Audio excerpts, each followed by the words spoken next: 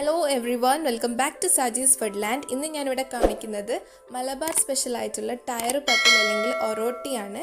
ഇത് ചിക്കൻ കറി, ബീഫ് കറി, മട്ടൻ കറീൻ്റെ കൂടെയൊക്കെ ഒരു നല്ല കോമ്പിനേഷനാണ്. അപ്പോൾ ഇതെങ്ങനെയാണ് തയ്യാറാക്കുന്നത് നോക്കാം. ഞാനിവിടെ സാധാരണ ചോറിന് ഉപയോഗിക്കുന്ന അരിയാണ് എടുത്തിട്ടുള്ളത്. ഇത് രാത്രി വെള്ളത്തിൽ കുതിർത്ത് വെക്കുക.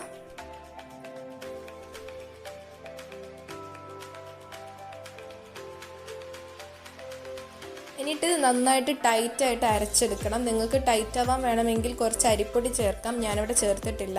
ഇനി ഇതിൽ നിന്നും ചെറിയൊരു ഭാഗം എടുത്തിട്ട് വലിയൊരു ബോളാക്കി മാറ്റുക.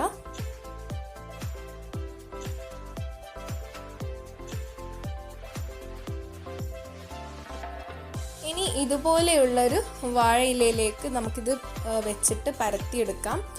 ഒത്തിരി തിന്നായിട്ട് പരത്തിയെടുക്കാൻ പാടില്ല, കുറച്ച് കട്ടിയിലാണ് പരത്തിയെടുക്കേണ്ടത്. ഈ ഒരു രീതിയിൽ വേണം പരത്തിയെടുക്കാൻ, ഈ ഒരു കട്ടിയിൽ വേണം പരത്തിയെടുക്കാൻ. എല്ലാ സൈഡും ഒരുപോലെ പരത്തിയെടുക്കണം.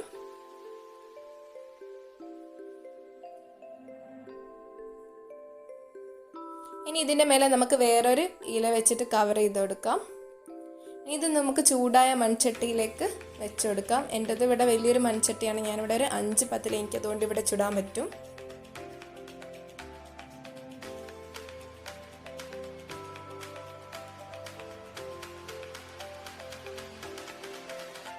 ഇനി ഇത് അടച്ച് വെക്കണം.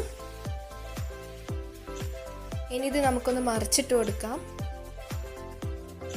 ഓരോ 2 മിനിറ്റിന് ശേഷം നമ്മളിത് മറിച്ചിട്ട് കൊടുക്കണം. മറിച്ചിട്ടതിന് ശേഷം വീണ്ടും അടപ്പ് കൊണ്ട് ഒന്നും കൂടെ കവർ ചെയ്യണം, ഇല്ലെങ്കിൽ ഇത് ഉണങ്ങിപ്പോവും. അതുകൊണ്ട് 2 മിനിറ്റിന് ശേഷം മറിച്ചിട്ട് കൊടുക്കുക. അതിന് ശേഷം വീണ്ടും അടപ്പ് കൊണ്ട് കവർ ചെയ്ത് വെക്കുക.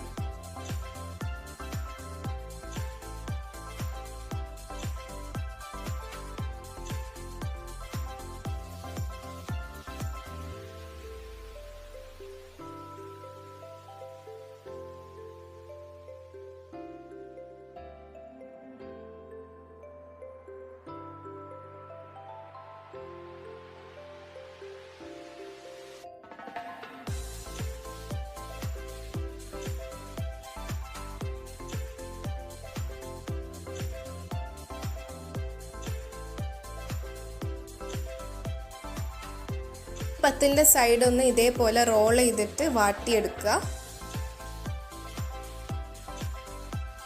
നമ്മൾ പത്തിൽ നന്നായിട്ട് പൊങ്ങി വന്നിട്ടുണ്ട്, വെന്തത് കൊണ്ടാണ് ഇങ്ങനെ പൊങ്ങി വരുന്നത്.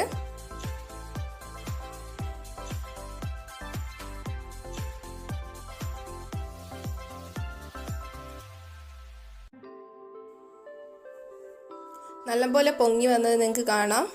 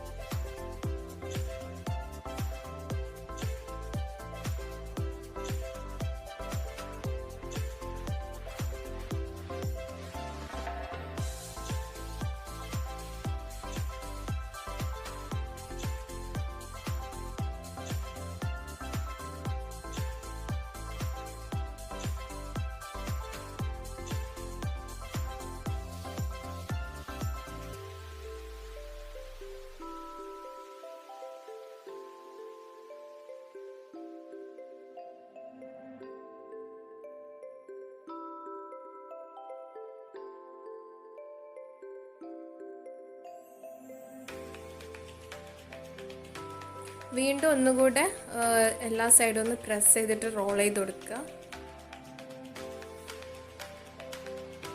കണ്ടില്ലേ, നമ്മൾ പത്തിൽ നല്ല ടയറിലെ ഷേപ്പിൽ തന്നെ ആയി വന്നിട്ടുണ്ട്. നന്നായിട്ട് പൊങ്ങി വന്നിട്ടുണ്ട്, നല്ല സോഫ്റ്റുമാണിത്.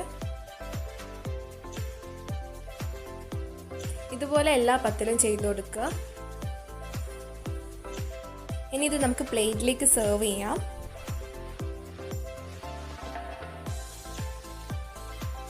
അങ്ങനെ നല്ല സോഫ്റ്റ് ആയിട്ടുള്ള അടിപൊളി പത്തിലൂടെ റെഡിയാണ്.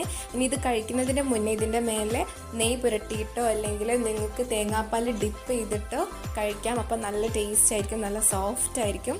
അപ്പോൾ ഇതെല്ലാവരും വീട്ടിൽ ട്രൈ ചെയ്ത് നോക്കുക. എന്നിട്ട് കമൻറ്റ് സെക്ഷനിൽ കമൻറ്റ് ചെയ്യുക.